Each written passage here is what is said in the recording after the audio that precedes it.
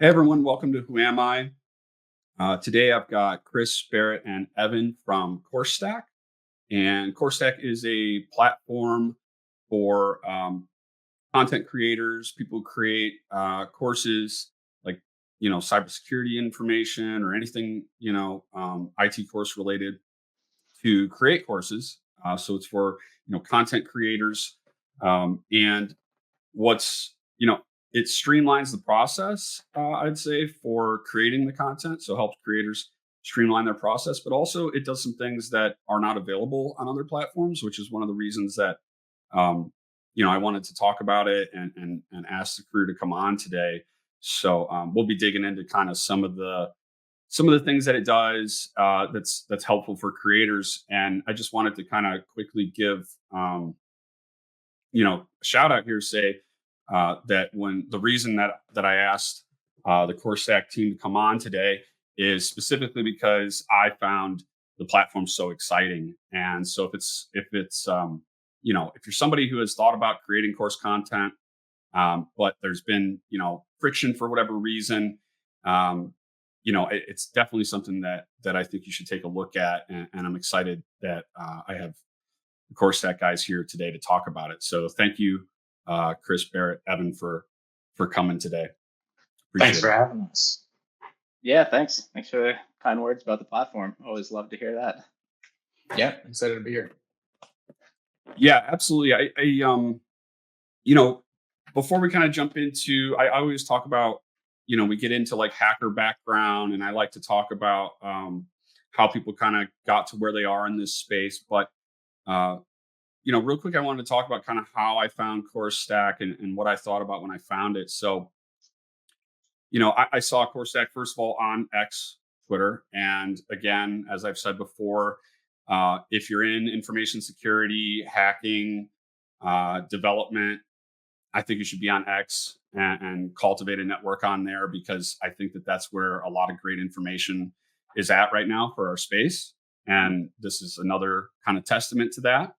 I saw a post on X about CourseStack, and I was like, oh, I'll check it out, because I was kind of had been looking at different platforms like this, and at the time, I had already looked at all the other platforms, and I was not happy with some different things about each of them. So, um, in some cases, it was about price controls or the control of the content, retaining ownership of content, or different things that I just wasn't happy with any existing platforms. And I had actually decided, like, I'm not going to do this. I'm just going to set up my own platform so that I retain all the control I want, and I'll just build it myself.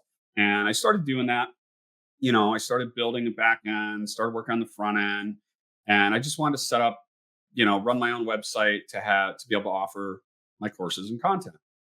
And it's a ton of work, right? So I'm sitting here working on the front end, thinking I'm using all this time. I wish I could just create my courses, because I'm really excited about some stuff that I'm working on, and I don't want to spend all this time on dev if I could avoid it. So when I saw a CourseStack post and I went to check it out, I was just blown away. Um, for me, it was like just amazing that I looked at it and I thought, oh, okay, great. I don't have to do all this dev work now. I can push this aside. I can focus on what I really want to focus on, which is making the content and getting it out to my audience. Right. So, that's kind of how it happened for me. And we'll talk about some of the different reasons why. But I just wanted to say that right away. That's how it happened to me. I was like literally trying to build a platform, Mhm. saw CourseStack, and was glad that I didn't have to build this platform anymore. So, appreciate it. A lot of props on that. And I wonder, have you had kind of similar feedback, or maybe like what's been the feedback so far from some of your creators on the platform? Yeah, for sure. I think that's a very mature approach, first of all, to building it yourself or buying.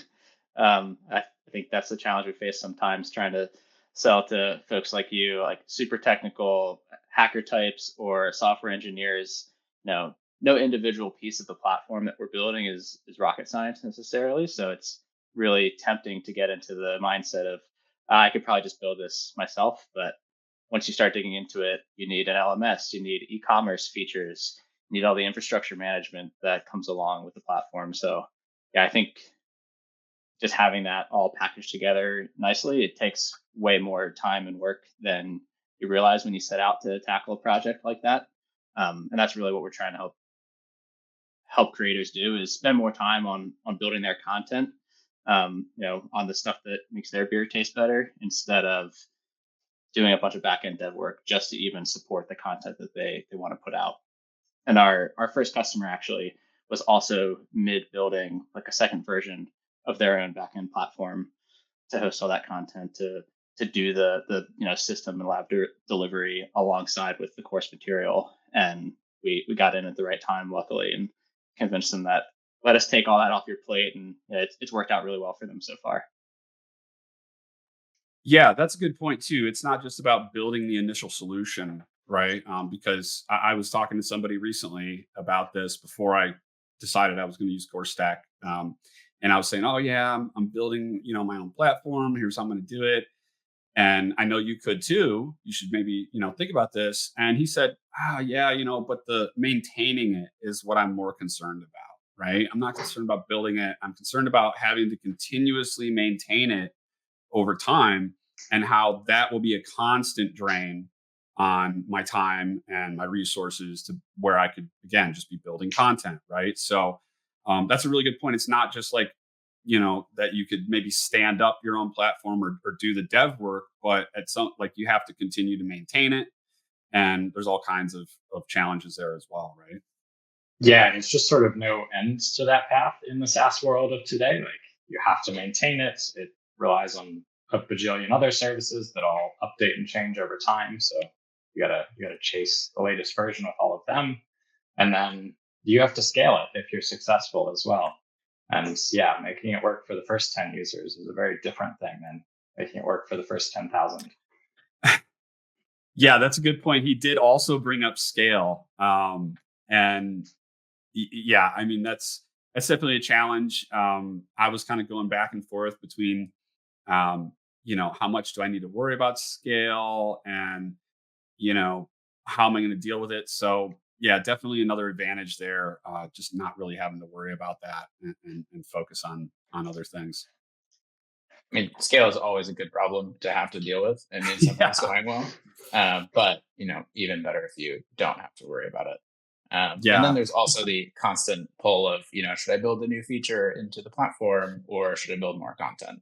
That's just going to be an inevitable, push and pull. yeah, absolutely. Yeah, and that makes me want to jump into some of the new features, but I'm going to pause and not jump into that yet. But I am excited to talk about some of the new features. But I wanted to, I guess, circle back to this point, and like I said, on Who Am I, we always, something I always do is ask to talk about background, how people got into hacking, how they got into dev, and really in this case, like founding, right? And just kind of like startup culture. So I guess I'll just kind of like maybe go around the room here. Um, Start with Chris, and if you could just kind of give me like some background about how how you ended up here with Course Stack, and just in general, kind of in this space. Yeah, sure. Thanks for letting me go first, because now I get to steal half of Barrett's thunder. We have a pretty nearly identical work history, at least. So I actually have a red teaming background. I did pen testing, web app, mobile, internal stuff as well. Started at a company in Philly called Security Risk Advisors. And in terms of like how to get into the industry or interested, I don't really know. Like I always kind of liked the content in high school. Was just always interested, and stumbled upon the fact, like in early college, that you could do this as a career. Like you can hack into networks and applications, and people will pay you for that, and it's all legitimate. I was like, oh, that sounds really exciting, and a fun way to spend my time. So I started as a co-op, then full-time at Security Risk Advisors, and had met Barrett at college before them. Convinced him to join as a co-op as well, instead of going down this mechanical engineering degree path that he got. um, so yeah, we worked really closely at SRA. We're close friends outside of work too, and kind of just got the itch together to start a company. Not sure exactly where it came from. Besides, I don't think I'm a great internal employee. I've always wanted to kind of do my own thing and set my own rules and that sort of thing. So when we came into this problem at work that we were having of like maintaining and building an internal training environment for new co-ops and new hires to kind of get up to speed on network pen testing and web app pen testing specifically, it was a lot of work, and we thought there was a good opportunity to solve that with a product instead of kind of just spending the hours to keep an environment maintained uh, by ourselves. So that's where the idea for Snap Labs came from. Got started on that, worked on it for a few years part time, off and on, and then a few years full time, and that eventually got acquired. So I'd say overall that was a pretty big success in terms of like first try.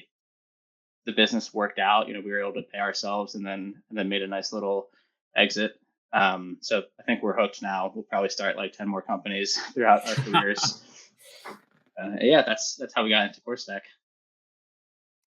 That's awesome. I've always wondered how many founders like actually work on something as a side project or part time before dedicating to it full time, because I'm always wondering, like, if I wanted to do this, do I have to just like quit my job and risk everything and go for this, and I'm sure that there's, pros and cons to doing it that way. But it's interesting to hear, and kind of relieving to me, that you actually did work on it part time for a while first. That's cool. Yeah. Yeah. I think people don't appreciate how much you can smooth that path from normal full-time job into doing your own thing, and that it's not just about jumping off a cliff and hoping it works. We certainly worked on it on the side, and we were lucky to be at a company that was supportive enough of that we didn't have to worry too much about non-competes and whatnot. There's certainly jobs that'd be tougher to go side gig something else at. But I will say Chris is simplifying our backstory there and glossing over when he says the first one worked. We probably built 10 different Android apps and websites, and looking back, silly little ideas. But yeah, things when you're building it in the moment, you think it's going to work. SnapLabs was certainly the first that got a customer in any real way, and turned into a product that one might be able to turn into a job. That's cool. I appreciate hearing that too, because that's another thing that I haven't heard a lot about, and I always kind of wonder about is like, was this person, these founders, were they successful on their first try? I mean, and so it's cool to hear that. Yeah, we developed a bunch of apps, and they didn't stick, and until we found this one that did with Snap Labs. So I appreciate hearing that. That's something I'd always wondered about as well. And so I think Chris mentioned mechanical engineering. How did like he convince you to, and how did you decide to make that transition? I feel like I tripped into kind of a transition towards development myself. So I loved physics in high school and started as physics in college, and then turns out that was really theoretical, and I didn't want to deal with things that I couldn't see or touch day to day. So went to mechanical engineering as hands-on physics, if you will, and then from there ended up with so both Chris and I went to Drexel, and they have a co-op program where you do 3 6-month stints working for a real company. The first one of those I did was nominally mechanical engineering, but then day one, they ask everyone, like, who here has ever written C#? And I was like, I've coded something before. So I ended up spending my 6 months coding things instead of doing mechanical engineering. And kind of, realized that was way more satisfying to me. And I think the big part there was that I could go home and I could build something and share that to the world in a way that is more disconnected in mechanical engineering. Um, you tend to have a lot more companies and parts in between, yeah, what you do and how that shows up in the world compared to software engineering, where you can build an app or a website and launch and go all on your own. So that was really attractive to me. And then, yeah, I met Chris. He was working at a cybersecurity place. So ended up doing, yeah, hacking stuff for a while, but kind of always kept doing development stuff, yeah, on the side.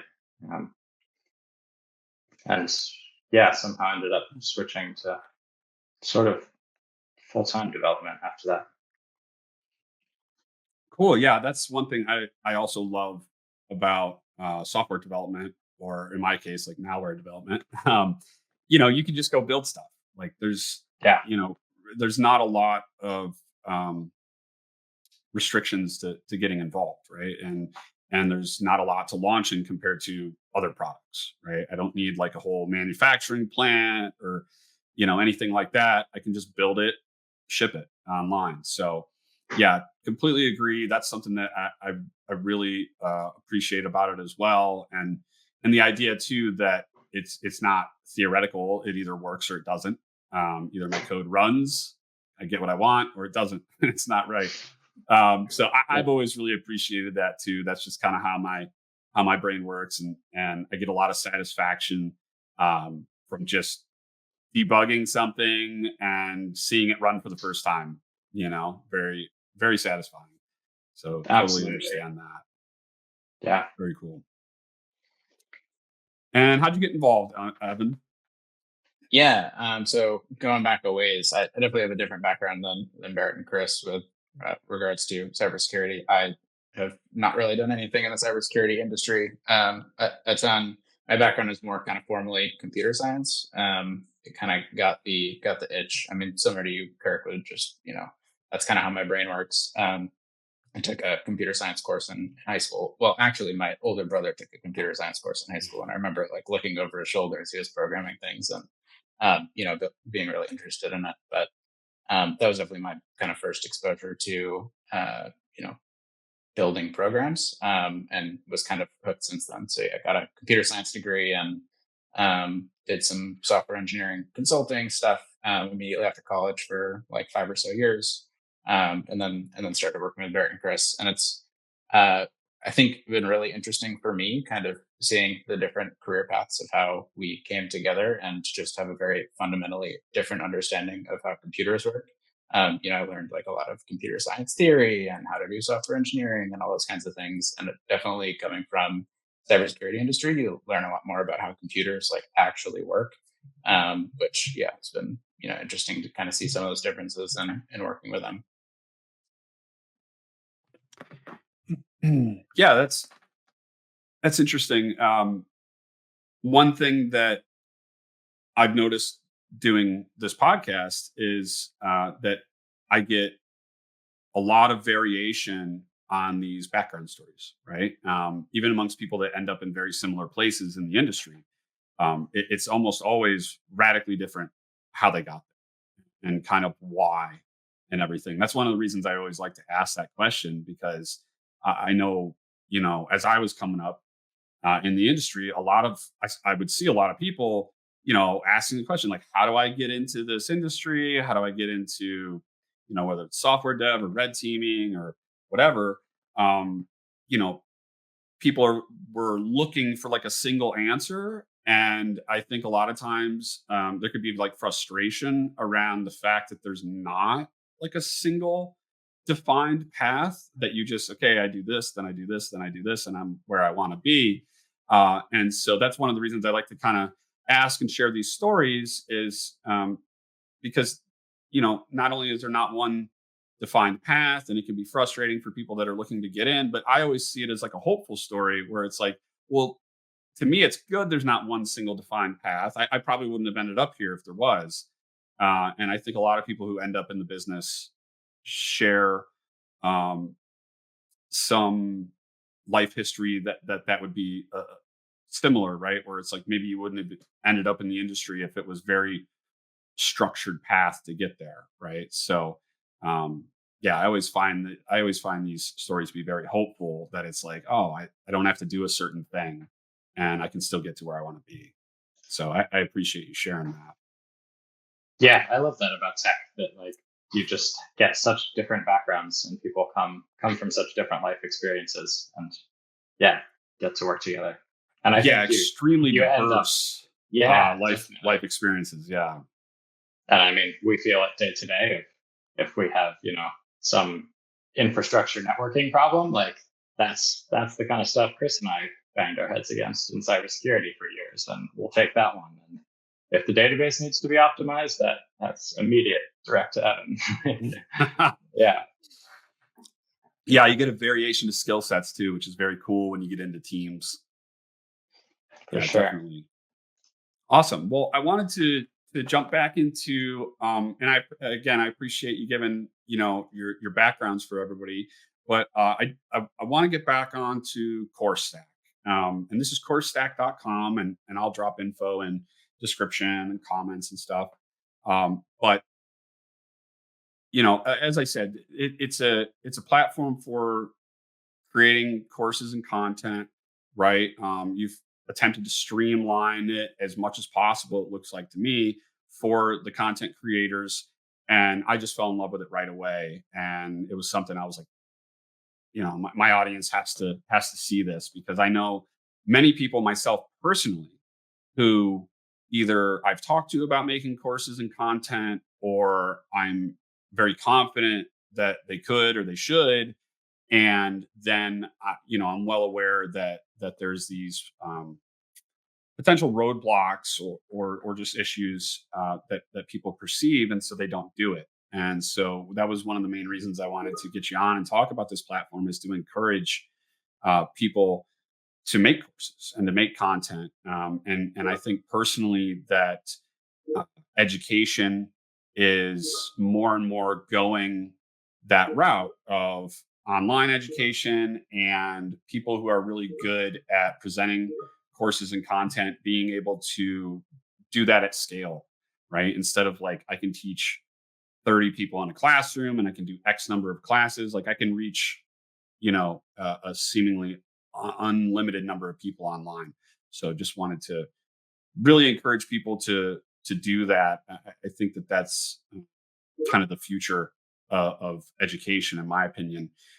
So, I know you did Snap Labs before, but how did you decide on CourseStack? How did you decide on this Mhm. platform for this project? What was it that you decided that you needed to do this? Yeah, so Snap Labs is where we kind of cut our teeth with infrastructure management, and also like all the general business stuff of, okay, this is how you make a new company work. So we always had our mind on, we're always very cognizant of infrastructure management, and being in the cybersecurity space, we knew a lot of other creators out there and had taken other courses, and the folks that seemed to be most successful always delivered great hands-on learning alongside of the course content. But when you go to look for an option to do that online, our kind of competitors out there like Teachable or Thinkific, Udemy, like the classic online course platforms, are really not set up to allow you to do both of those things at once. So you end up having to put, a bunch of different systems together to make that work. We know there's a huge market of individuals and small businesses out there that are building content in technical industries like cybersecurity, software engineering, data science, all stuff that really benefits from that type of hands-on learning.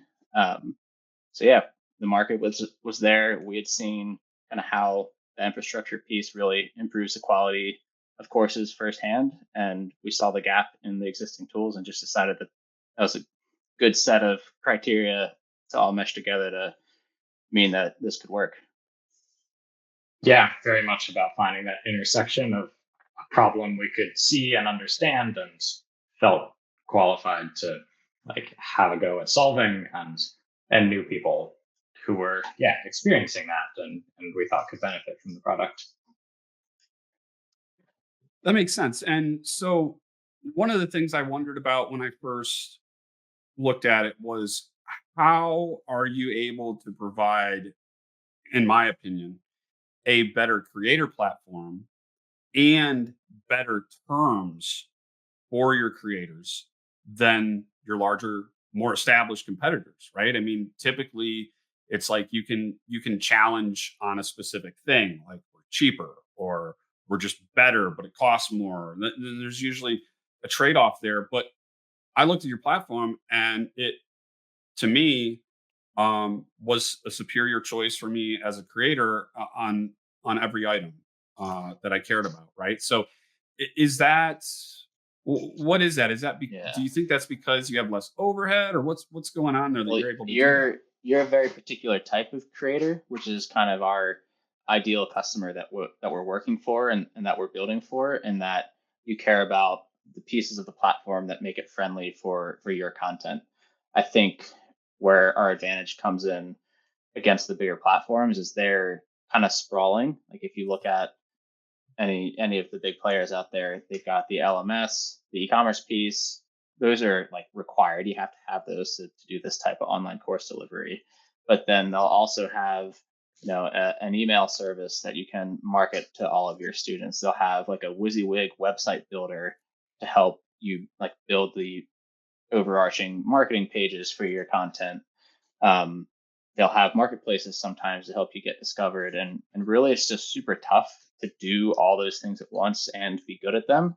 So this is kind of like a classic wedge for new entrants in the market, is just niche down, be more focused, and you can be a lot quicker at building really quality stuff that's better suited for a particular audience, as opposed to trying to go horizontal and just say we're going to build a platform that's super easy to use and high quality in all sorts of different aspects for any type of course out there.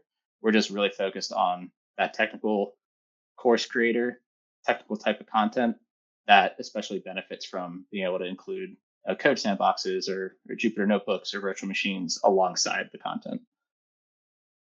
That makes sense. So focusing on that particular area is kind of your advantage there.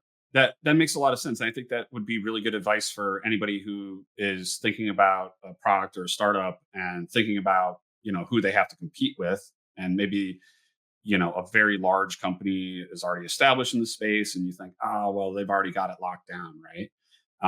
But that's a good point. You can do it better by more narrowly focusing on certain things. That's awesome. Very cool. And so you started to mention there some of the features that your platform has. And I wanted to kind of run through this because you have features that other platforms don't have. And I don't think I've seen anywhere some of them. And so could you just talk about like some of the features that you have that make your platform different from others? For sure. I think the easiest comparison is to other course platforms, like Chris was mentioning there.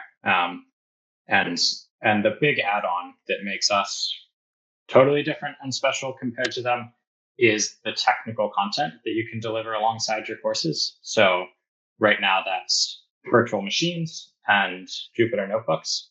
And we've got plans for a bunch more things like code sandboxes and maybe other app integrations.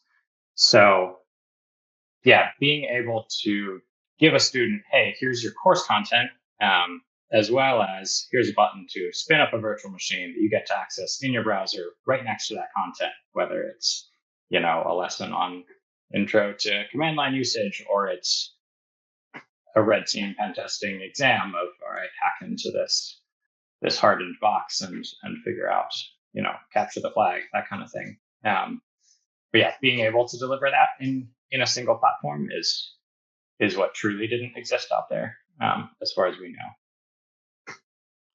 Yeah, I was really impressed by how that worked. At first, I saw the compute and I was pretty surprised because again, I haven't seen it anywhere else for this type of content. And it's another thing that I struggled with when I was thinking about putting together some content. I had been thinking about doing like workshops and stuff where I would, have to provide virtual machines infrastructure to the students. And again, for me, as a creator, like that's just a whole bunch of other stuff that now I have to deal with.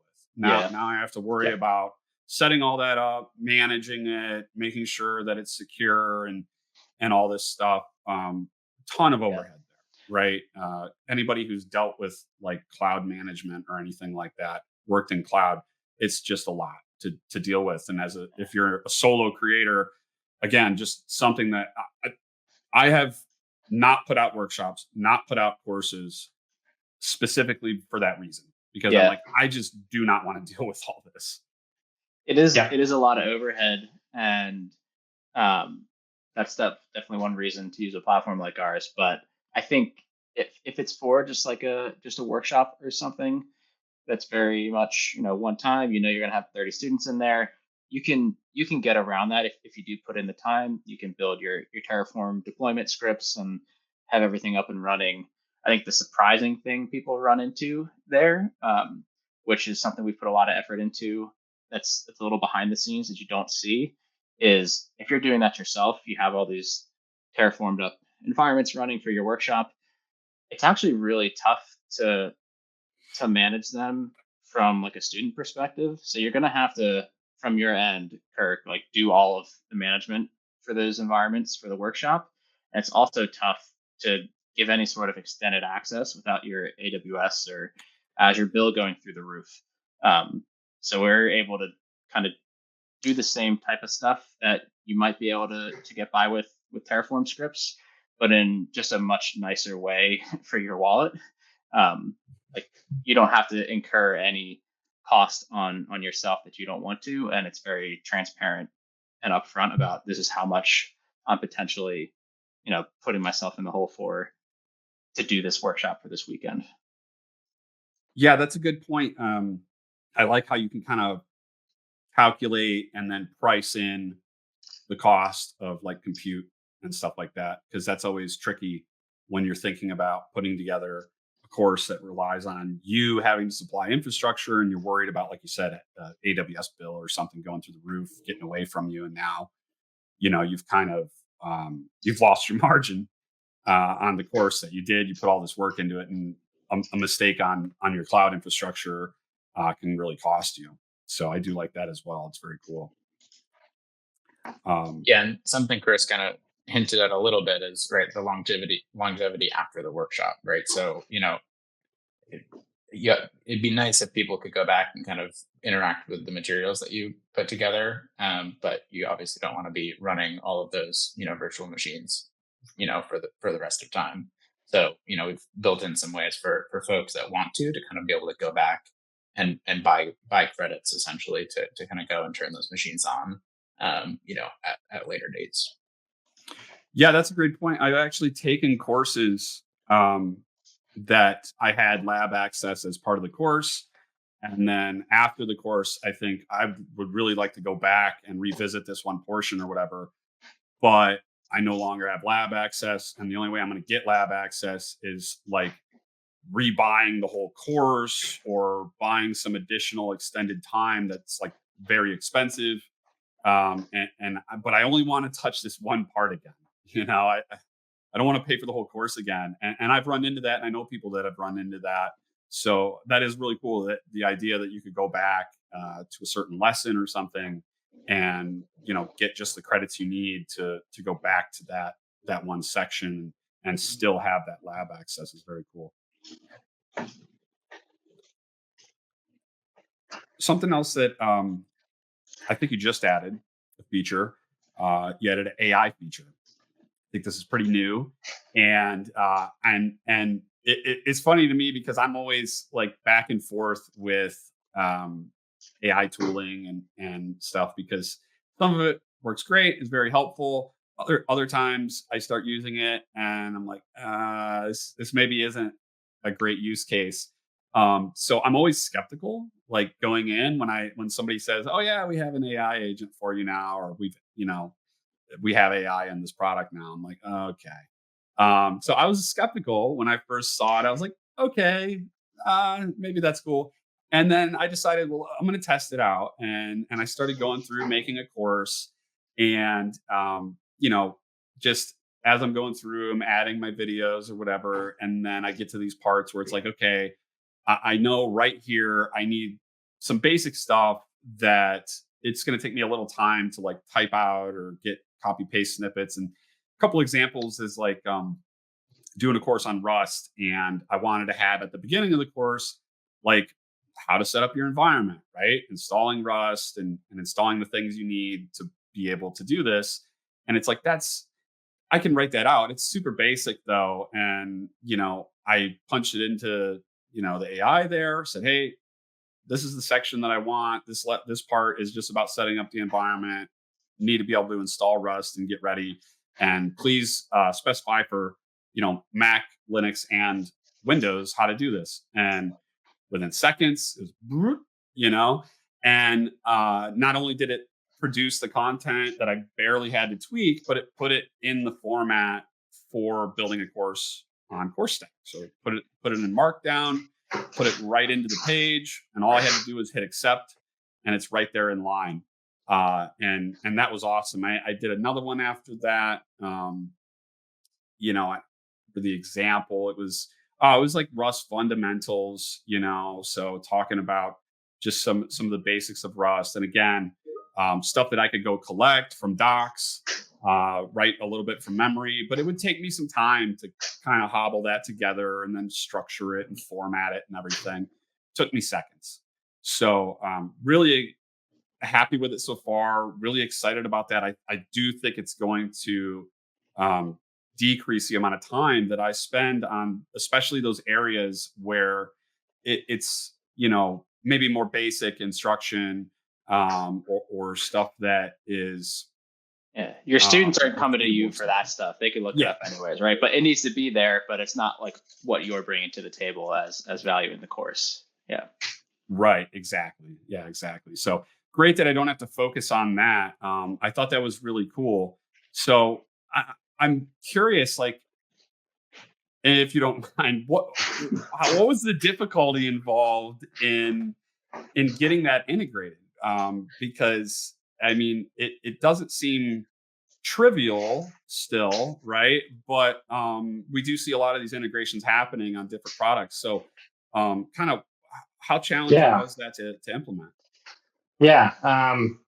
Certainly the really good news for us is that uh, other companies full of geniuses out there have made really, really good AI models that we all can feed content into and ask questions of. So we're certainly not doing the core base magic of what that AI helper is doing in your courses there. Um, I think the step that took us the longest was just deciding to put it in, deciding that it was worth doing the work to put it in. Because I think at sort of first glance, our gut reaction to it as well is very skeptical of like, we don't really want just a platform full of ChatGPT courses. Like we want, Yeah, to encourage real experts to share their real expertise on here, and believe that's what's valuable. But yeah, we use AI tools to write code and to do all sorts of day-to-day business tasks, and definitely think that there is, like your use cases highlight so well, so such a value add there. So came around to putting it in. And from there, honestly, it's fairly simple. What is really hard to do as sort of a software user that we can do easily on the back end is hand that AI model all of the rest of the context of what's going on when you're typing that question. So we can hand it, hey, here's the rest of your course content, and here's the content formats that we accept. Here's the markdown syntax we have, that kind of thing. So then that model's really well, set up to output useful stuff into that course. Certainly, a few weeks ago, you could have gone back and forth with type in ChatGPT, hey, output some markdown over here, copy paste. It sort of works. It sort of doesn't, because it doesn't really output markdown that well. And so just having all of the context in the right place does so much magic. Yeah, absolutely. I think we've seen that too with coding. I know I have.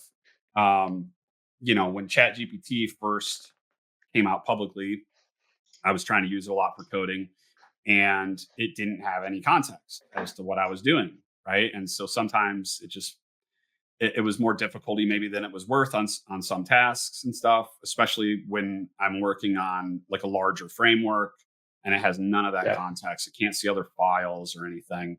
And so then now, then I started using Copilot in VS Code via the extension. It starts to get some better context. I've been playing with Cursor lately. It does very well with context, and there's other ways, to. I think even ChatGPT now you can like give it access to files via OneDrive and stuff like that. I think, or maybe it was Google Drive, something like that. And so, you know, it is heading in that direction. But yeah, for me, I've seen um, huge benefits to having it have that context, right? So that makes a lot of sense. I mean, that makes sense that having it right there in line is more beneficial than having to go offsite, try to get something generated and then bring it back, and you're going to end up doing a bunch of extra work there to get it just the way you want it. So yeah, definitely agree on that. So another couple things that you do differently is like you're not a marketplace.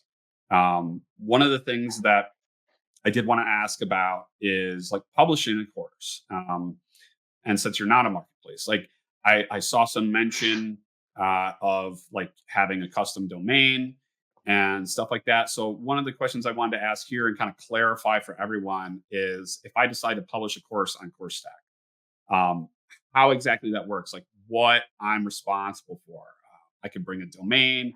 Is there anything else I need to bring with me? Anything I need to host myself?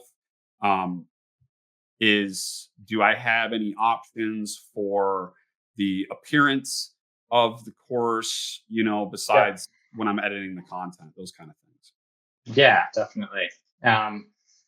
Yeah, so we're not a marketplace in the sense of if you go to Coursestack.com, you are not going to be able to browse to any courses on there right now. You're only going to be able to sign up as a creator and go off building your own courses. Um, you We host everything very much as the creators, brand, domain, that kind of thing. So you'll bring a domain. If you're on our base tier, we just give you a subdomain of our domain. Okay. But on the other ones, full custom domain, you upload logos. I think we take a square one and a rectangle one for using in different spots. And then you also get to choose the color theming in there. Okay. So it's still sort of, it's going to be our button styles and that kind of thing. We didn't go crazy with it, but it, will be branded your way, colored your way. Yeah, Cool. not look like Coursestack. Yeah, so it's Cool. pretty minimal on like the brand customizations. We do plan to expand that a little bit, but that's one of those areas where we're really trying to tread the line, like do the right level of work in the customization area and not get into like a full website builder. So Yeah. you don't need to bring your own external website or anything like that. Like we're going to host all of your courses on a page. It's going to look a little bit like your branding. That's where students will go to see their enrollments, purchase new courses, sign up for and take exams, that sort of thing. But we have seen it been very helpful if you want to say additional information about yourself, your company, like the types of content you produce, put your blog on there as well. We don't have anything for that. So a lot of our creators will host a marketing site on Squarespace or HubSpot or wherever. And then, they'll have their own small library of the courses that just links over to the Coursestack platform where the actual, registration of like enrollments for students happens and where the playthrough happens for the courses. So definitely bring your own if you're serious about really diving in and growing a business around creating content. I definitely recommend having your own marketing website outside of just the platform. Sure. Yeah. And that could be, I think, for a lot of people in information security space, that could just be like a blog where you're already Yeah. posting content, research, and then you could just have a link to your courses, it sounds like. 100%. Yeah. Cool. That's awesome. Thanks for clarification. And then, um, how about payment processing? So this is something I haven't even dug into yet on the Mhm. platform. I'm just curious how it works. Who's processing payments? How do I get paid? What's going on there? Yep, great question. So we partner with Stripe to process payments. So you'll pay us directly for monthly subscription stuff through Stripe, and then before you publish your first course, you'll also onboard through Stripe Connect. So you'll basically get like a watered down Stripe account where you can see all of your transactions and everything, and then that's hooked up to your customer account on Coursestack. So when a student actually enrolls for and pays for a course, your Connect account processes that payment. So you actually get all of the balance in that connected account, which will be hooked up to your bank, and that's how you get paid. And then we pull out the platform fee, like the transaction fee for the sale. So it's not from us to you; it's actually the other way around. But it's really simple to get set up, especially if you're just an individual. Um, you don't have to sign up as a business. You can be an individual with the Stripe Connect account, and it takes a few minutes to get set up. So it's pretty painless. Awesome. Cool. Yeah, I mean that answers my question perfectly. Yeah. There's one Appreciate other it. thing that comes up a lot with the payment processing, which is folks asking about tax stuff, and there's a couple other payment processors out there that are what's called merchant of records, which will kind of take all of your responsibility on the payment side away. We don't have that right now, but I'm looking forward to it because Stripe actually purchased a merchant of record provider, so they'll be having their own offering coming out soon enough, and I'm hoping to be able to offer the same services through whatever they come out with. Awesome. Yeah, I'm glad you brought that up because I was wondering about the taxes and stuff like that. Cool. Sounds good.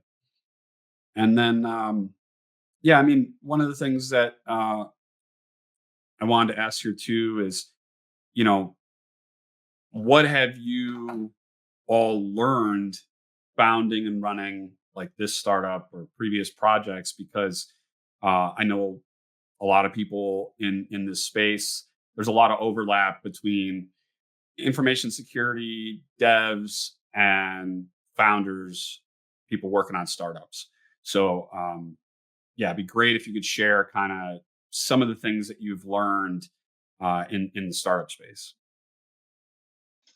Oh man, that is an infinite list, I think. Big one, yeah. Yeah, But and we are still learning every day. Certainly, don't think that'll ever stop. I will say one that comes up for me on the regular, and I think just I'm constantly reminded of is sort of your gauge of like how good something has to be sellable or be releasable for someone else to find it valuable. Um, I think on average, people aim way too high on that. That yeah, your product is releasable and sellable long before most builders sort of feel that they want to send it out into the world. Um, and it's a balance. I'm not saying to send crap out there, but yeah, you gotta learn to yeah optimize that a bit and yeah start delivering value kind of as soon as you can instead of sitting around aiming for perfection for too long. yeah, that's good advice. I think that's probably good advice for people just doing dev work and trying to make tools and share tools as well as ship tools and products too, right? I always say like don't let perfect be the enemy of good. Focus on just shipping, right? And Absolutely. so that's really good advice. I think yeah, I've run into that just with projects that I want to share for free. Like, it's like I like keep holding it back because I'm like it's not ready for the world. Yeah. But generally it is before I decide it is. So that's really good advice. I like that. Yeah, I think for me, kind of in a similar vein, is like the old adage of a bad plan violently executed is better than a perfect one that you never make any progress on. It's just so true for startup. Like if you're spending too much time thinking like, is this the best way to go try and reach customers, or is this the best use of our time, like feature development wise, or whatever it is, like, you're far better off just going and doing it and learning from actually trying than you are spending too much time thinking it over or trying to get the perfect process in place that's going to be scalable, like especially on the early side of things. Like we're within our first year here with Coursestack. The more we can go do, like we weren't sure, is this podcast gonna work for us to drive awareness or customers and that sort of thing. Who knows? But if we don't do it, it's only taken an hour of time out of our day, and I think it's been great so far. So hopefully your audience likes it too. But I think it's saying yes to more things and just going out and trying stuff is really going to go a lot farther than trying to follow a playbook or take the right steps or anything like that. Yeah, I love that. Yeah, saying yes to more things and just taking that initial step. I think a lot of people get held back on starting, taking the first step, and just thinking about it like too much. For sure. And worrying about all the different angles and everything, and it's like you don't even start. So yeah, I totally agree. I try to give people the advice like just go start. Like don't stop worrying about it so much. Jump into it, start building, you know. Yeah. I mean, it's definitely worked for me and in my like path that I've taken into like red team and hacking and everything. I hate to say, but it's like a lot of it wasn't planned, and I kind of stumbled into things, different opportunities, and I said yes to things that at the time maybe I wasn't sure if I was qualified or if it was the right fit or whatever. But I think saying yes to more opportunities and especially ones that make you uncomfortable is really important. Helps you grow in different ways, but also just gets you past that initial not taking that first step, right? Hmm. So, Evan, I'm curious how you'll answer this one. It's your first startup, much newer. You're in the first year. Yeah. Take me back to beginning Snap Labs days, like trying to make the next Flappy Bird. Like, what did you learn so far? Well, I mean, you guys were talking about how, you don't need to jump entirely off the cliff. You can kind of do it as a side gig a little bit. And that is not my experience so far with it. Yeah, just jumped off the cliff completely with Coursestack with you guys. But yeah, it's been a lot of fun. It's been really interesting. I think I think my kind of biggest lesson learned is just the like how hard could it be mentality. We kind of posed that as the question of, well, should we like build our own content management system? Like, how hard could it be to do the learning management system side of things? And I mean, hard. That's what we spent most of our time working on. But it was really surprising some of the first feedback that we had from customers was like, oh man, like I love building content in Core Stack, like so much better than X, Y, and Z course platform, which is great to hear, but really surprising because, it was not what we were planning on putting most of our effort into. It was more like the technical content and just doing a, good enough content management system. But, we kind of went in, how hard could it be? And, kind of made some, big decisions about sticking to Markdown and keeping things simple and just kind of doing it our own way. And, I think it ended up in a really good spot. yeah, yeah, I've definitely experienced that too. I'm like, how hard can this be? I'll just do it myself. And And sometimes the answer is still really hard, yeah, but you still got something that's works, right? Yeah. Yeah, I think you need that mentality to go start a startup. That if you, fully appreciate every piece of work that is going to come down that road, yeah, yeah, definitely you do it. keep yourself from ever doing it, right? Because you're like Exactly. acknowledging all the difficulty involved. Like I think it keeps people from taking that step. a lot of times. And yeah, I think it's difficult to be like confident for some people to be confident enough to just, how hard can it be? We'll do it Yeah. ourselves. Right. But I think that's a valuable trait for people like yourselves that, you have to have the confidence that you can do it in the first place. For course creators too, like I think that's hopefully we're taking off like a big time load from you in terms of building the content so that can help you kind of take the leap and build new courses. We also have a free tier so you can get started and start selling courses entirely for free, and if it works out great, and then you can like look into paid plans and really diving in and making things better and making more content. And if it doesn't, then it's only the time that you put in. So hopefully we're de-risking kind of that path for a lot of people by providing a really nice that slow onboarding ramp into kind of diving full time into content creation. You don't have to do it full time to see if it's going to work. So yeah, hopefully that encourages more folks to put the feelers out and try something. Yeah, definitely encourage me. Like I mentioned, just all the different friction that was reduced. For me, that's a big deal because I'm not a full time content creator. I do a bunch of different stuff. Right. I have a day job. I do red team for companies. I do the podcast. I have some open source projects that I support. There's all these different things that I'm doing, and it's difficult for me to take on another project depending on the amount of overhead, the amount of time it's going to take. So any way that I can reduce that, and simplify that, it is super positive for me so that I can keep maintaining these other things that I'm doing. And it was definitely something that was prohibiting me from diving into content creation more or creating courses more for years. It was, I was always thinking about it, always wanted to do it, always wanted to do more of it.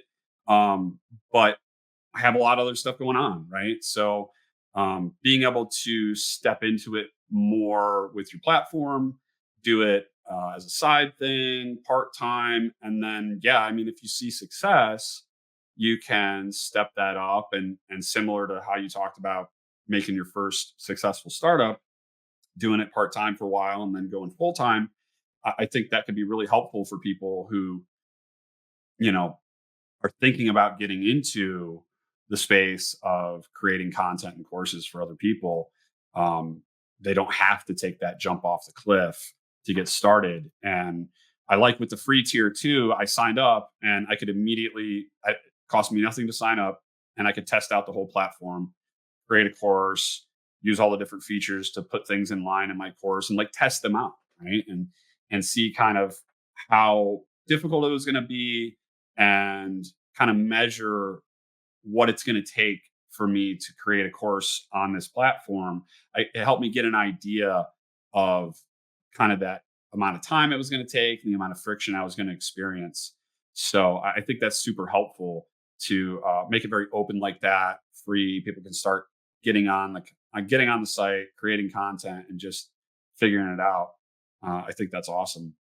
So, um, yeah, I just can't say enough good about it. Like I said, I've started using it. I'll definitely be putting out content, creating content using it, and really just want to encourage anybody who watches the podcast, follows me, follows my content, to check it out, because I know there's people out there. There's many people that are part of kind of my community in my feed who I know have awesome stuff to offer, the knowledge and skill sets that they could share with the community. And a lot of times I know they're not, because of just friction involved and time costs and everything. So really wanted to get the kind of word out there to the people I know that this is available, and I think that a lot of people I know could benefit from it. So I really appreciate you guys taking the time to come on and talk about it. Again, it's Coursestack.com, and people can follow on X, Twitter. You have what is it, at Get Coursestack? Is that correct? Yep, that's right. At Get Coursestack. Cool. So people can follow there and kind of keep up with platform updates and stuff like that. But I think it's an awesome platform. Encourage everybody to go check it out. And again, thank you guys so much for the time coming and doing the podcast. I really appreciate it. It's been Thanks for awesome. having us. It's been Thanks great. for having us. Yeah, Yeah, it was really fun. appreciate it, and excited for what you're going to build on Coursestack. Let us Awesome. know when it Appreciate drops. We'll be watching. Will do. Awesome. Thank you. All right. Well, we'll see everybody soon. Great. Thanks, Kurt. All right. To an end, to an end, to